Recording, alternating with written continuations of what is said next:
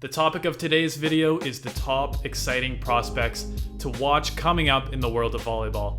In other sports, we know who the best players are, the future stars are, usually by the time they're 13 and 14. They're all over Instagram, they're all over YouTube. You have highlight videos from their high school games. But in volleyball, it's a little tougher to find the information on who's going to be the next crop of stars. So hopefully this video will give you an idea of who the next generation of volleyball superstars will be. So for this video, I'm concentrating on guys generally born 1998, 1999 or later, guys who are still old enough to play professionally, but also still young enough that we don't quite know how their career will turn out yet.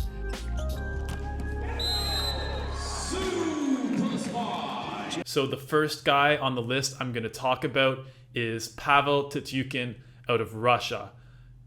Now that last name may sound pretty familiar to you, and that's because yes, he is the absolute legend Sergei Tatyuken's son, already 20 years old, born in the year 2000. Been a few years playing on Belgorod already, one of the top Russian teams. And the last couple of years, he's gotten some spot minutes here or there. But this year, he is fully in the starting lineup. He's already had a couple of really good games under his belt. And, you know, being born in 2000, being only 20 years old, and you're playing in the Russian Super League, which is notoriously difficult for young players to succeed in, I think Pavel Tatyuken is going to be a huge part of the Russian national team going forward. And, you know, it makes sense given his lineage in volleyball. Another guy who's generating a bit of buzz here in Europe is Muzic, who's done well with the Slovenian national team in the underage competitions as an outside hitter so far. He'll be playing in Maribor, one of the top Slovenian teams next year. So yeah, I mean, okay, still playing in Slovenia, hasn't made the upgrade to Russia, Italy, or Poland yet, but I think this is a guy who has a lot of potential to get there in the next couple of years. He's being compared a lot to Tine Urnaut. Actually, they played together at a beach competition in Ljubljana this summer. So I think, you know, as Tine Urnaut's protege, I think there's a lot of potential here. And so far, the footage I've seen of him, he's been quite impressive. Very physical player, very skilled for his young age. And I think there's a lot to like in Muzic. The next player is Cuban outside hitter Marlon Yan. He's playing in Kuchine Lubici Vitanova this year, and he's one of the youngest players in this list, born in the year 2001. And he probably has one of the most interesting comparisons on this list too, often being likened to Wilfredo Leon, who was one of the stars of the Cuban national team from as young as 16 years old and has gone on to have one of the most amazing volleyball careers so far, and still only 26 years old. But Marlon Yan doing really well for being born in the year 2001. Already seen him a couple times on the court for Kuchine Lubici Vitanova. Athletically very gifted, as you could probably tell by the comparisons. Really hard hitter, touches 12.5 feet. Really tough player to block when he has it going. Still a little raw, which makes sense given a lot of Cuban players are generally not too skilled when they come into the Italian league. But still, you can see there's a lot of potential there. And you see this with a few other Italian teams where they try and get these young Cuban guys and develop them as much as possible within the Italian system. So we'll see. I think out of all the young Cuban guys, Yant probably has the most potential to be a top tier player. Some other players who are also getting chances in Italy, and one of them is Canadian outside hitter Eric Lepke. Lepke played 4 years at Trinity Western, one of the top volleyball schools in North America. Maybe even the best, depending on who you ask, between them and Long Beach State in the United States the last couple of years. But Lepke was one of the driving forces of that team. He was way too good for North American college sports when he left. His hitting percentage was like 10% higher than anyone else playing college volleyball. And it was finally time for him to come to Europe. I mean, he could have come anytime the last few years and done well, but now with 4 years of school under his belt, it was finally time, and he will be one of the starting outside hitters for Ravenna in the Italian league, paired next to Francesco Ricine, a young Italian guy who could also be considered for this list. But Lepke has a devastating serve, really strong back row attack, good pair of second hands as well. So he almost has a little bit of an Irvin Engapet type game to him.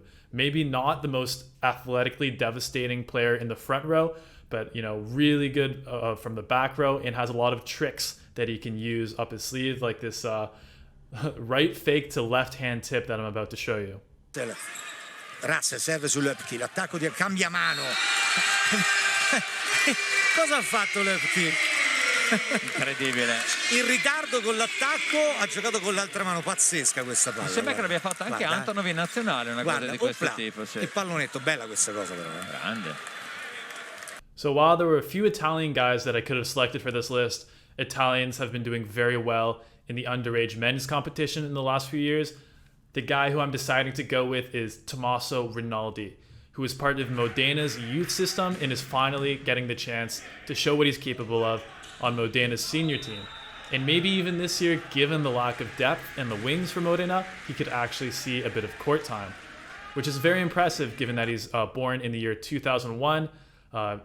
6'7", very athletically gifted outside hitter. Like a lot of other Italians, his ball skills are probably quite a bit higher than maybe some of the other countries in this age group, so he's done well with that. And of course, his biggest achievement being that he was the MVP at the U19 World Championships last year. So anyone with that title usually goes on to have a pretty successful professional career. And a guy a couple years older than Tommaso, who was the MVP of the U21 World Championships last year, is Amir Isfandiar, the Iranian outside hitter. And right away, when you see Amir, probably the biggest thing about him is that he's like a 210 centimeter, 6'10" outside hitter who still is pretty good in reception, and he's young. So that is a really, really deadly combo. We know that Iran does really well in youth tournaments as well. And on the senior stage earlier in the decade, really volleyball is extremely popular in Iran, as probably most of you know. They have actually quite a good youth development system.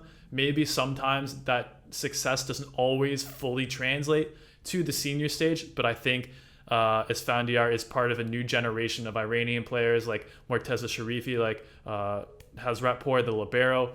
A lot of guys here that could do really well on the next level. I think I would like to see them play more outside of Iran, get exposed to that high level of competition in clubs as well as national team. So I'm looking forward to Amir playing professionally in Belgium, playing for Green Yard Mosaic, who will be competing in the Belgian League this year.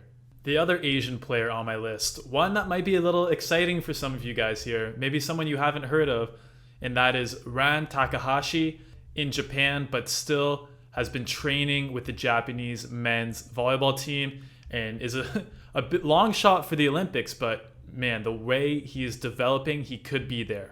A lot of people have been comparing him as the next Yuki Ishikawa, someone who has done really well, you know, in those really fun Japanese high school games. If you guys don't know, the Japanese take their high school boys volleyball extremely seriously. Like, the games are televised, they're in huge arenas. And over the last few years, we've seen guys like Yuki Ishikawa and Yuji Nishida dominate those tournaments. And it looks like the next guy up is Ran Takahashi. So hopefully we're able to see him maybe a bit in Nations League and some of the tournaments leading up to the Olympics this year, even if we can't see him at the Olympics, but definitely will be a good pairing next to Nishida and Ishikawa going forward on the Japanese national team. I wouldn't be very surprised if not many of you have heard of the next guy, and that is Marek Sotola, a Czech opposite born in 1999. Now, he hasn't done a ton on the world stage. The Czech national team hasn't been great on the men's side in recent years, but they have done quite well in youth competitions, especially the ones taking place in Europe. And Marek Sotola has already won Best Opposite in the U19 and U21 categories in the European Underage Championship. So definitely a lot of competition in there, and Sotola beat them out for the Best Opposite. Very athletic, another 6'7" guys, not a lot of small players on this list. He'll be playing for Poitiers in France next year, which is a great training ground for young foreign players before they go on to the Italian and Polish and Russian leagues. So hopefully he gets some good experience there. Hopefully he's the starting opposite, scores a lot of points, makes a lot of good plays, and will be a good pairing next to guys like Donovan Zavaronak for the Czech national team going forward. While unfortunately there aren't a lot of exciting American prospects on the horizon currently in NCAA, and we haven't seen too many NCAA matches in the last little while, there is one guy who really stands out to me, and that is Gabby Garcia Fernandez, a Puerto Rican opposite playing for BYU. While unfortunately they weren't able to finish the NCAA season last year, through the season that did happen, Fernandez had 5.46 points per set, the most out of any player, and also incredibly 56 aces throughout the season, which was almost more than double second place. And that's something I think is a really good indicator of a guy who's going to be a really strong attacker at the next level is aces. We see most of the best attackers in the world: Wilfredo Leon, Ole Plotnitsky, Aleksandar Asparov, Osmani Juantorena, Robert Landy Simon, Yuandi Leal. All these guys have one thing in common, and that is they're all really, really good jump spin servers. So I think that's a good indication of a guy who will have a lot of success attacking throughout his career. And so I look forward to see Gabby Garcia Fernandez play on maybe even a higher level than the NCAA and see how he fares there, because that's still a bit of a question. And the last few guys on the list are all guys playing in Italy next season. And the first one I'm going to talk about is Victor Cardozo, who you may remember from a couple of years ago was a late call-up to Brazil in the World Championship in 2018 because they were just so low on players with so many injuries. And I didn't really like him back then, but keep in mind at the time he was only about 18 years old. So I think in the next couple of years after that, he's gotten a lot of good reps with the Brazil national team, a lot of good reps in club competition in Brazil. And he's coming to Vibo Valencia and the Italian league season looking a lot better, looking a lot more physically stronger. So that's something that players often develop at this stage in their timeline. And looking forward to see if he can be the big next outside hitter for Brazil. Next guy on the list, a guy who I feel like we've been waiting for a little while, that's been on a lot of people's radar, is Asparov, the Bulgarian outside hitter who signed with Poland team Szczecin when he was, I think, 17 years old. Now 20 years old, playing for Verona in the Italian league. This year might be playing for them again, depending on Jayski's health.